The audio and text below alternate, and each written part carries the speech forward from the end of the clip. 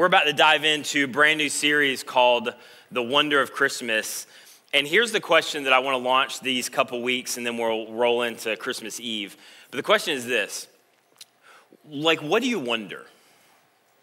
What do you wonder? One of the things that is the mark of the image of God or God in us, and maybe if you don't believe in a God, you have your own explanation, but there's something to humanity where all of us, we just wonder. And sometimes your wonder leads you to joy. Sometimes your wonder leads you to fear. Sometimes your wonder just leads you to wonder about more stuff. But one of the marks of just being human, and I think if you factor in the God thing, one of the marks of being made in the image of God is just wondering about stuff. And the thing that causes us to continue to wonder, this is a lifetime thing and we never stop and we never get to the end of all of our question, is because our frame of reference doesn't provide us with all the answers, right? You're never going to get to a place where all of the big questions are settled. No matter how full of faith you are, how much you believe in God, or whatever your framework or worldview is, there's always more questions. There's always more wondering. There's always more to learn. And then, though, on the other side, as our frame of reference expands, as we grow, as we mature, as things change, some of those mysteries are solved. Some of those questions get answered. I give you one example that you're not going to care about, but I give it to you anyway. And you studied this in school, but you don't remember it because it wasn't relevant, and it's not really relevant to you now.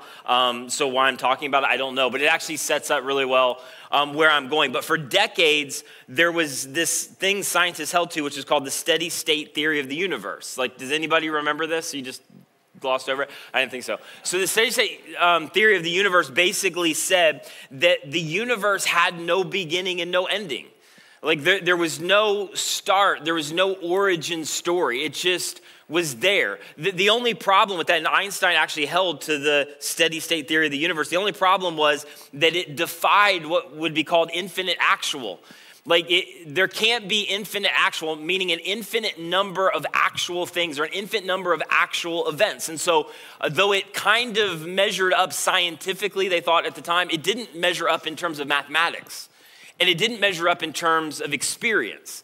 And so it was this thing that they wondered about in terms of the universe, in terms of the galaxies. And then in 1929, Edward Hubble discovered for the first time that all of the galaxies were moving at incredible speeds in different directions away from us.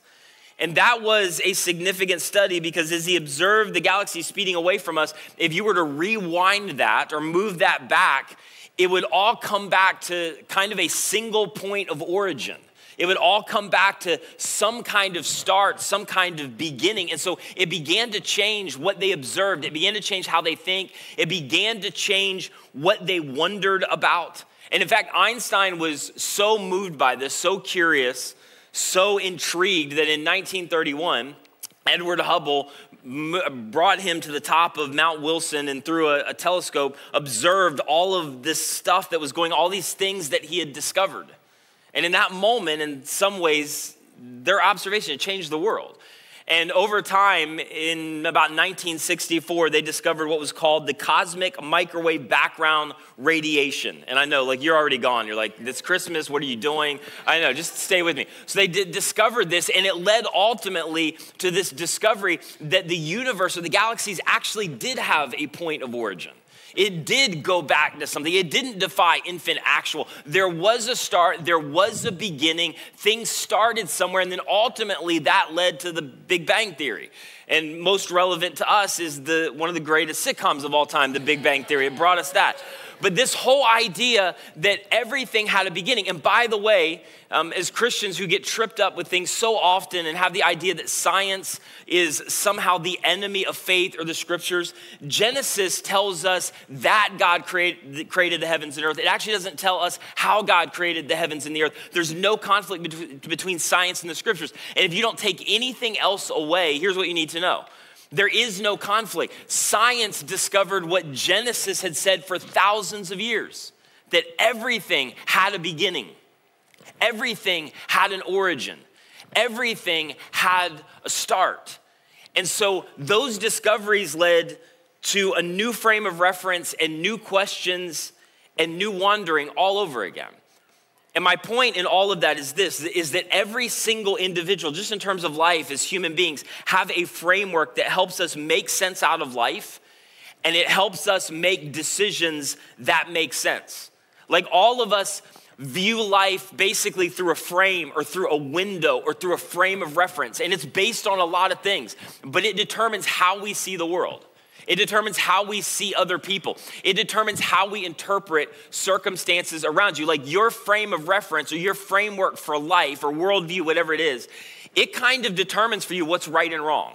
It determines for you what's moral, what's ethical, what's right, what's fair. Ultimately, it serves as what is just, what's unjust. And everybody's frame of reference basically is some kind of belief system, even if, again, you don't factor in the God thing.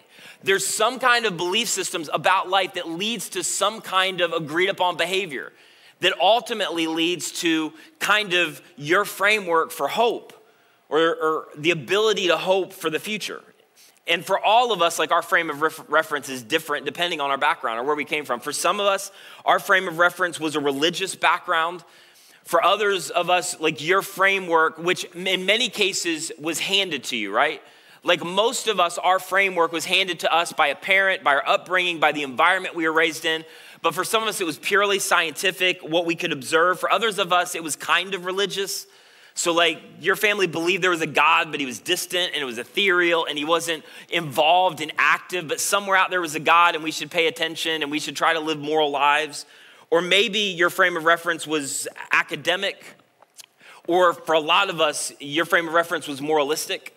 So you had a frame of reference for life that basically was, if you do these things, here's what God's gonna do. And it was all about obey, obey, obey. Here's what you need to obey. Here's 7 more things. For others of you, maybe your frame of reference was opportunistic, which is it's all about you. And so I've got to kind of make my future. I've got to make my way. I've got to take advantages of the opportunities that I've been given. And then others of you, your frame of reference, and nobody probably would have put this language on it, but it was kind of karma. And nobody said that, but it was just this idea that kind of everything happens for a reason. And so your framework for viewing circumstances and decisions and life moments was everything just happens for a reason. And somehow things come back around you. Or on the opposite side, you grew up with a framework that was all about fate, where nothing happens for a reason. It's just all random. It's all chaotic. But my point is this, whether you think so or not, online audience, prison, school, dorm room somewhere, sitting in a seat right here, you have some kind of framework or worldview for life. And for most of us, it was handed to us at some point along the way and we adopted it. And then as we grew older as adults, for many of us, we adapted it. Because you thought you were smarter than your parents, or you thought you were smarter than what you grew up with, and you had new sophisticated questions, and like, I don't know if I believe all that. I believe some of it, but I don't believe all of it, and so I'll take some of that here, and then I'll add some of this over here. And then many of us adapted it and then adopted it again. And then many of us adopted our framework as kids, and then we adapted it. And this is a story of so many people that I deal with, and so many people connected to our church. And then we just abandoned it. Because when life doesn't make sense, or when life doesn't add up, or when life doesn't line up with our frame of reference, ultimately it just leads us wondering. Wondering why God would, wondering why God wouldn't, wondering why that would happen, wondering why you can't get answers to this question, wondering why it keeps moving in this direction. And come on, if you've ever been there before, especially when you hold to something that is so powerful and so ingrained in you, this framework for all of your life, and suddenly it's disrupted, it's disturbing. When you start wondering about really big questions that you've always just kind of had the answer to, it's disrupting, it kind of puts you off balance, and ultimately, a lot of times that wondering can lead you to wandering. And it doesn't always happen that way, and it doesn't have to happen that way, but in a lot of cases it does. In fact, for a lot of people who are watching and listening, that's exactly what your story is. You're like in a season just seemingly lost after feeling liberated, and then just wandering as a result of your wondering, and as a result of your questions, and as a result of your unexplained questions. And here's the thing for a lot of us, it's not all of us, but we don't generally wander in good directions. And a lot of times, specifically with faith, things didn't line up or add up, And somewhere along the line, your wandering led to just abandoning faith. And initially it was disconcerting and you're kind of nervous and it's emotional. I don't know if I can let go of this. Like this framework has been my entire life. And then for many of you, and you'll know what I'm talking about, then there's almost this feeling of liberation. I almost feel free. It's easier to put the constraints of this behind me, this framework, and just kind of follow my own path. And then at that moment, the wandering begins. And so here's where I want to go with all of this today and the next week as I conclude this short series is I want to encourage you as we are on the brink of celebrating the life, the birth of Jesus. And again, even if you don't buy into it, it's captured the world's imagination. I mean, you can love Jesus, hate Jesus. You can't ignore Jesus. Jesus is everywhere. Jesus is dominating the globe. Little Jewish carpenter that never traveled 30 miles from his home. And during this season, when everybody's attention globally is on this, on the celebration, on the birth of Jesus, what I want to encourage you to do and what I want to make a case for you to do is to maybe for some of you, reinsert Jesus at the center of your framework. For others of you, like you haven't abandoned Jesus completely. But there is some kind of invitation to put Jesus, even though you haven't abandoned faith, back at the center of your worldview. And for others of you, it's maybe to reconsider, or for the first time, consider putting Jesus at the center of your framework. Now, here is what I know the objections are, because I get this, and I have more conversations around this stuff than I probably do anything else, is that for a lot of us, the price of admission or readmission to put Jesus at the center of our framework just seems too high. Because for a lot of us, the price of admission feels like sacrificing our brain. And I'll just tell you, this is just me being really honest every single week. Christianity has not done us a service in not perpetuating this idea that you have to let go of intellectual honesty in order to follow Jesus. We are amazing, and I mean that very sarcastically, at putting science and philosophy and psychology as some kind of enemy to the truth of the scriptures and Jesus, and you will not find that dynamic if you look at the life of Jesus. That was not the original version. The original version was an intellectually robust faith that was not have faith in faith. Can I just apologize to some of you who got handed a faith that was basically this, if I could summarize it in a couple words, you just need to have faith in faith. Like that's how it kind of felt to you, right? Well, just have faith in faith. What? No, I'm not gonna do that. I'm not gonna be intellectually dishonest, just have faith. In fact, the scripture never invites you to just have faith in faith.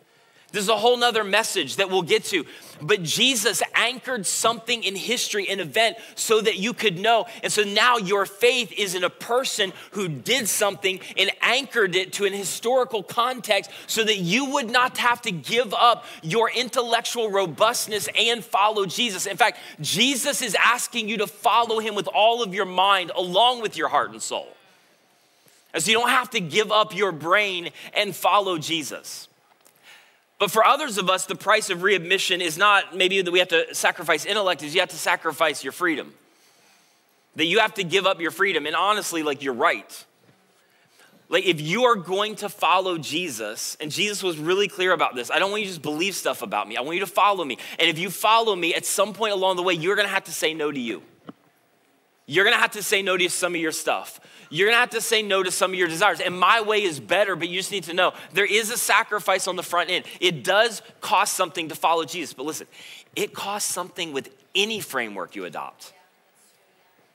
You give up freedom. You've never thought about this, some of you. You give up freedom with any framework that you adopt, any worldview that you adopt. It's why every framework comes with an ought and an ought not attached. You don't have to have God in the picture, but you still feel like there's certain things that you ought not to do. To quote C.S. Lewis, you feel like there's things that ought not to happen in the world or globally, or you wish you could get that season back, or you wish you could remake that decision. Every single framework or worldview comes with a I should or I shouldn't. Every framework has this idea of, at some level, giving up our freedom.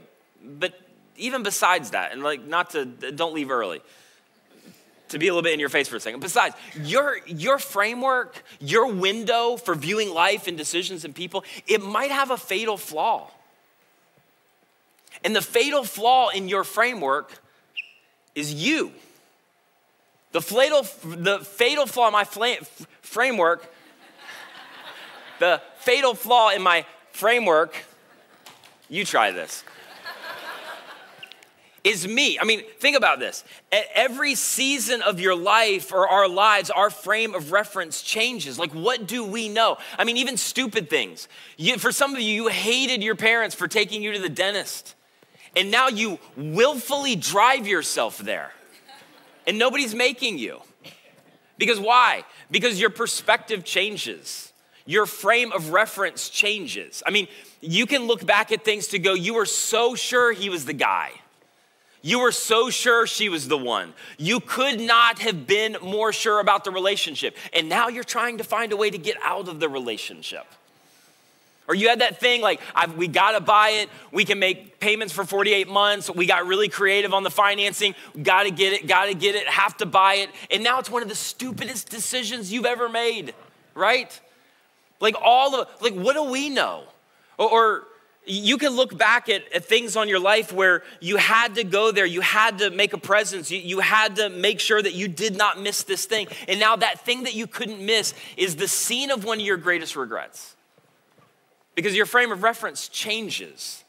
Your perspective changes at every season. Or there's that individual, you know the story, and you were so angry. You were so upset, you were so livid, didn't know if you were ever gonna get on the other side of it. And then you heard the other side of the story, and it changed everything. Because our frame of reference is limited. Like, what do I know? You have enough track record to answer this question. What do you know? Like, what do we know? And this is the beauty of the Christian story. This is the beauty of what we celebrate at Christmas. This is the beauty of what Jesus introduced to planet Earth, is that we believe that God did not stay distant, that God did not stay ethereal, that God did not wait for us to catch up intellectually or figure everything out or get all of the satisfying emotional answers to our questions, but instead, God superseded all of that and entered into human flesh and moved to our side of the frame in order to be a point of reference. So that we would see clearly, so that we would have a way forward, that even in our lacking, in our limited knowledge and limited understanding and limited framework based on where we are, where we live, where we're at in this time and space, God would do something on our behalf in order to make the way clear for the future. So this guy that wrote the book of Hebrews debated who wrote it. I'm pretty confident I know who. It sounds really arrogant as I say it out loud, but I won't. So he or she, whoever wrote Hebrews, we don't know for sure. We think we do. But Hebrews was written by a Jewish guy, a Jewish Christian, and it's such a fascinating book because the writer of Hebrews writes to a group of Jewish Christians who came out of Judaism. So all they knew, their framework for all of life, they grew up in Jewish Sunday school, they learned the Torah, they knew the whole deal. And then suddenly Jesus had done something. And they began to follow what was seen as kind of a Nazarene sect in the first century, this thing called the Way. They began to follow Jesus, and they basically gave up everything that they knew. Every part of their framework that they held to, all of it was kind of gone. And so they were beginning to be tempted to let go of their new framework and move back into old ways. Because for them, the sacrifice was incredible. They were ostracized from the community and ostracized from the synagogue, which really was the epicenter of all city life. And they were, again, seen as kind of this marginalized group, and they were getting no benefit for following Jesus. This is something you need to consider about first century followers of Jesus. None of them made out ahead because of the fact they followed Jesus. Most of them suffered incredibly. Many gave up their lives. And so they're at the point where they're just considering walking away because like many of us, we've been there. What's the benefit of following Jesus right now in this season? We're cut off from life. We're wondering about a bunch of stuff. Now we're tempted to wander because it's not making a whole lot of sense and our framework is not lining up with our life experience. And so the author of Hebrews writes to them to say, don't give up. Don't let go. And he gives them one word to say, don't back away. Don't begin to let go, even though you doubt. I want you to hang on. And here's the conclusion he comes to in Hebrews chapter 4, verse 14. He says this, therefore, basically, in light of everything you've experienced, in light of everything that Jesus has done, in light of everything that you've experienced, in light of everything that you know, even though it's limited. Therefore, since we have a great high priest who has ascended into heaven, and I know that's weird, but they believed that Jesus didn't just die on the cross, but several days later, they saw him resurrected and walking around the city and eating breakfast on the beach with the disciples. And one time he appeared before 500 people. And then later on, he gathers all of his guys to go like, listen, I'm going to send somebody to be with you, the Holy Spirit. I'm going to be out of here, but I'm going to give you what you need to start this new movement that's going to change the world. And I know you don't have anything, including intelligence.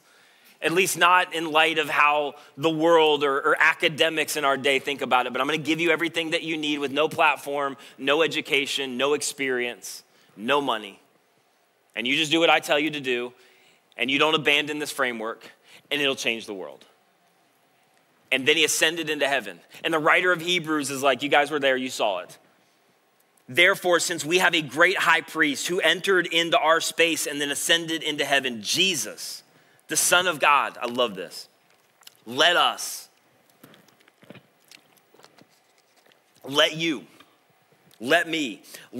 hold firmly to the faith that we profess. The framework that we profess, basically. Here's what he's not saying. I want you to hold firmly because everything is working out for you.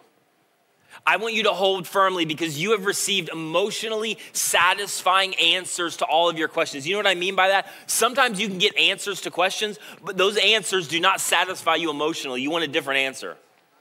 Not because you have received everything in terms of the answers to the explanations that you need for life, not because of any of that. I want you to hold firmly because of Jesus.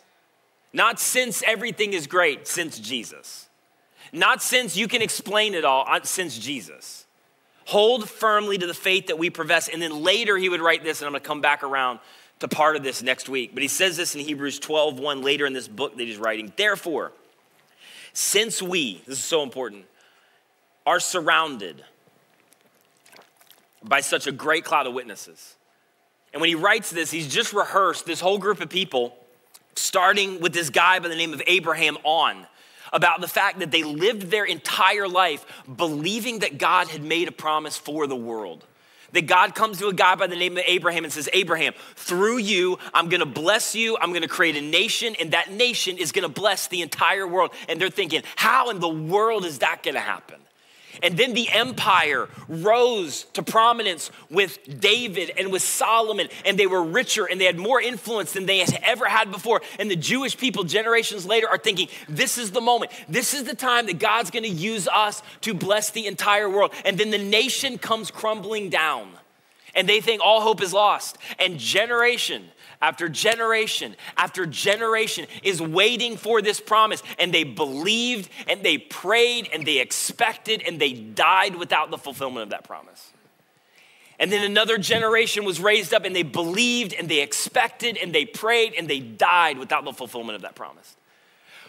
But they lived their life believing God has made a promise and a prediction that he would do something for the entire world, and they never saw the promise fulfilled. And here's the point of the author of Hebrews. To his first century audience and to us, you have no excuse. You have no excuse because they were on the backside of a promise that had not been fulfilled yet. And now you are on the other side of that promise, and God has already done it. God has already blessed the world. God has already come after 400 years of silence in the form of Jesus to take up residence on planet Earth and condescend into human flesh. And he lived where we lived, and he experienced what we experienced, and he felt what we felt, and he cried tears, and he was betrayed and had his heart ripped out and experienced disappointment, and he walked where you walk and where we have walked. And then at the end of it all, he did something that had been predicted for hundreds of years, and he went to pay the punishment for our sin on the cross, and then he validated it by walking out of a grave alive. And it's anchored to history that we serve a resurrected Christ. And for hundreds of years, they were waiting for that Messiah. They were waiting for that man. They were waiting for that promise. They were waiting for that fulfillment. And now the author of Hebrews says that promise, that man, that Messiah, that hope has been here in your midst. He accomplished it all. It's finished. And now you are on the other side of the promise. Do not give up.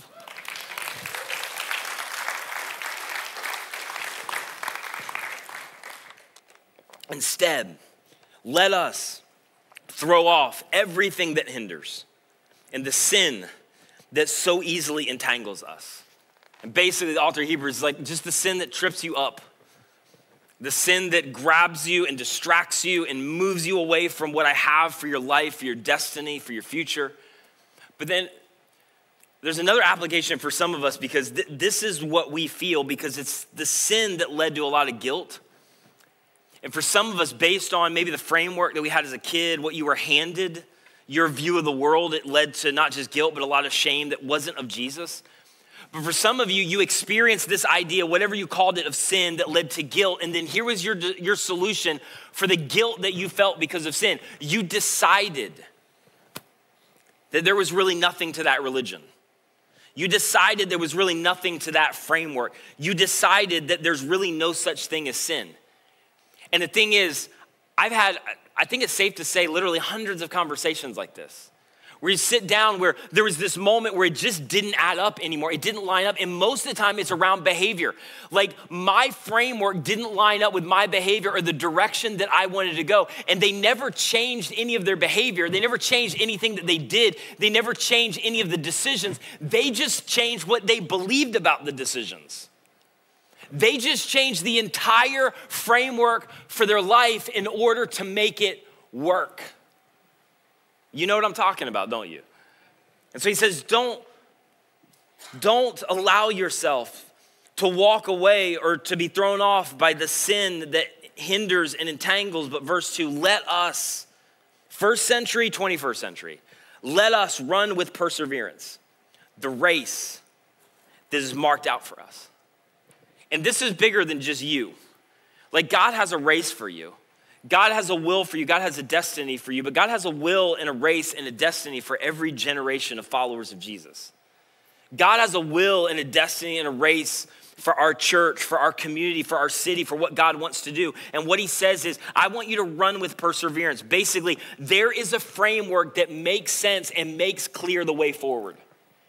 Even with all of your unanswered questions about life, there is an organizing principle. There is a true north, but it is not an insight. It is not a philosophy. It is not a belief system. It's a person. And it's why all throughout the New Testament, after the story of the birth of Jesus and everything that went down with his life, Jesus' invitation over and over again was none of the things that many of us grew up with in terms of the framework that we were handed. The invitation of Jesus was, I want you to follow me. I want you to follow me. And so the author of Hebrews says, it is possible that your upbringing, your religious tradition has you moving your framework toward anything and anybody but what it should be on. And so he says this is so powerful. Let us run with perseverance the race marked out for us, fixing our eyes on who? Fixing our eyes on Jesus. Because, and I know my audience, many of you have been led or adopted a framework that has you fixing your eyes on 100 other things that have nothing to do with Jesus. For some of you, the framework or the foundation for your faith became fixing your eyes on a pastor or a priest. And that became the epicenter of your framework for faith. For others of you, you fixed your eyes on a church or a denomination or kind of a subculture that became the basis for your framework and faith. For others of you, you were handed a framework that was political. And so over time, you really couldn't distinguish between Christianity and politics, and it all just seemed like one thing. Or others of you, the basis of your framework became the Bible. And so the epicenter of everything was the Bible, the Bible, the Bible. Or for others, it's your experience. And whether your experience matches up or it's circumstance and how things are working out and just in terms of the decisions or the outcomes of your life. But then eventually when you were handed that framework that was fixed on any of those things, here is inevitably what happens. He fails you. She fails you. The church fails you. You were given this idea that our faith is entirely based around the scriptures, and this will seem almost uncomfortable to you, but it's not. Without Jesus and the resurrection of Jesus, we would have no scriptures. And for some of you, you had this all or nothing faith, and some people handed this kind of house of cards kind of faith based off of the Bible that eventually came tumbling down for you, or for others of you, eventually your experience subsided and you didn't feel the same things anymore. And when you didn't feel the same things anymore, your framework for all of your life began to erode. For others of you, it wasn't so much your experience, but eventually your circumstances did not add up or they did not line up with what your framework said should happen because God said that God would, or at least you thought so, and then God didn't. Or you were taught that God said that he wouldn't, and then God did. And then because you can't reconcile those two things, because those things don't line up, because those things don't add up, it caused you or is tempting you to abandon your faith, to let go of that framework, or to somehow adapt that framework. And so the author of Hebrews says to you, to us, fix your eyes on Jesus. Because Christianity began and rests on not an organization.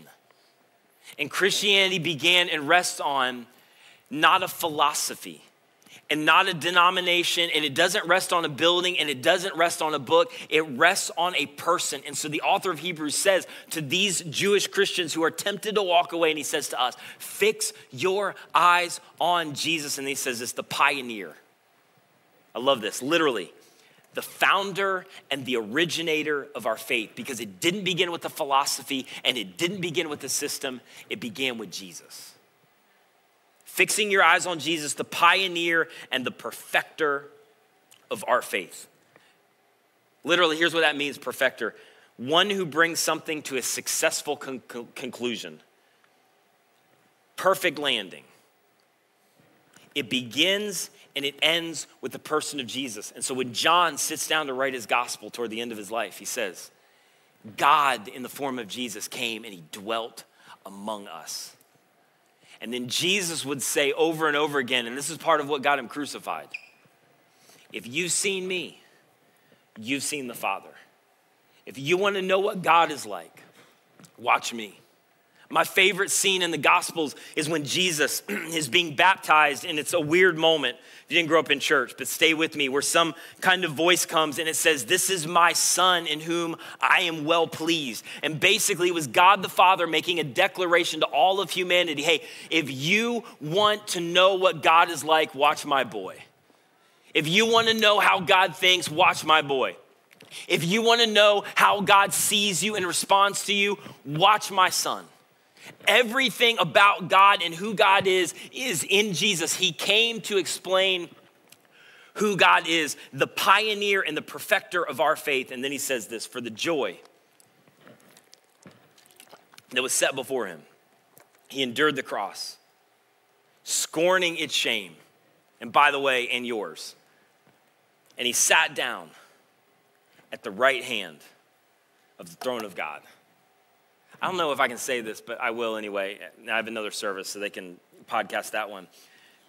That is such a BA line. Like he sat down at the right hand of God. Do you know what that means? Because you just skip by it. It was an intentional declaration to all the world in every generation. I started this thing. I finished this thing. I endured your shame, your guilt, your past, your dysfunction, your future that you haven't even gotten to yet. I took all of it on the cross for all of humanity, all time. And then I offer this invitation that you don't need to do anything because you can't. It's why you needed me. Jesus is here. The Messiah is here. The one who's going to do it all for you is here. I want you to place your faith and trust in me, who has given you everything: eternity, life, forgiveness. And then he adds this statement, and then he was done. He put his feet up just so the whole world would know, I accomplished it all, and it's finished for all time, for all of humanity. You never have to go back to that cross again. You never have to stay under the weight of that shame and guilt again. All of it was taken on Jesus on the cross. So I'm just gonna sit down so that you guys know all of it's been completed. And I'm at the right hand of God. And one day, if you place your faith and trust in me, you will stand before me as perfect, holy, righteous, secure, and forgiven because of what I did for you. So, consider him. With all of that in mind, consider Jesus. Consider his life, his teachings, his claims, not the organization that failed you, not the church that hurt you, not the leader that ended up not being what you thought, not the house of cards biblical argument that you were given that came crashing down in a freshman English class. Consider Jesus,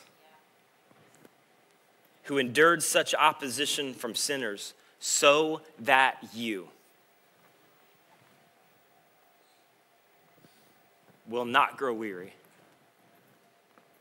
and not lose heart and not give up and not let go. And if we were to be honest, some of you are there, you're on the verge of growing weary and losing heart and giving it up altogether. And at Christmas, what we celebrate is that God, through Jesus, came to our side of the frame to be a reference and to show us the way forward, even with all of our limited understanding and wondering. And so here's the question, and probably two questions I want to leave you with. If you wondered, and by the way, there's nothing wrong with wondering. All of the scripture invites us into that. In fact, wondering can lead you to a greater faith than you ever had before. But for some of you, your wondering didn't lead you into that place. It led you to wandering. It led you to walking away. It led you to considering some kind of other framework or alternative. In a lot of cases, not even because you had strong intellectual reasons for it. It's just your behavior didn't match up, so it was easier to change the framework. And so my question for you is just this. What was the faith that you lost, fixed, or fastened to? I've dealt this past year and a half with more followers of Jesus, some who followed Jesus for 30 years. I've dealt with more Christians who are experiencing what I would call deconstruction of their faith than I've ever dealt with before in mass numbers. I'm not sure that this is tenable anymore. I'm not sure it's feasible. I'm not sure I believe it. I'm not sure I like this version. In a lot of cases, it's because the version that they're following is a perverted version of faith. So my question for you, my question for many of you, you can't get in the room yet because you're in a place of wondering and then wandering. My question for you is, what was the faith that you lost, fixed, or fastened to? Because chances are, it wasn't Jesus who caused you to wonder. And here's the thing, and I'll close with this. Circumstantial or experience-based faith, I'm just gonna tell you, it never holds up. Circumstances where when I can see God working, when I understand God, when I connect the dots, or experience-based faith, which many of you grew up in, we're always looking for signs. You're always looking for, did God speak? And listen, you get that wrong a lot of times, and your experiences lie to you. And circumstantial or experience-based faith, eventually, it will disintegrate and not survive under the pleasures or the pressures of life. Because eventually the pleasures and the pressures of life will make your faith inconvenient and implausible. It was never based on your circumstances. For 400 years, followers of the way died with a promise, wondering, is it gonna be fulfilled? Is God gonna do it? Is God gonna come through? Generations of Christians who did not experience God. They didn't feel God. God seemed really silent and really absent, and they kept following, believing that his absence was not his anger and his silence was not his indifference, and that they believed anyway, fixing their eyes on Jesus. So if you wondered and then you wandered, perhaps your eyes got fixed on the wrong person or the wrong thing. And Jesus says, through the writer of Hebrews, fix your eyes on me. Would you pray with me all over the house? And you can stand with me in this moment. Jesus, I thank you for who you are. Thank you for what you're doing in this moment. Our goal as a church is to double down on the only message that really matters and holds any weight. And that's the message of Jesus.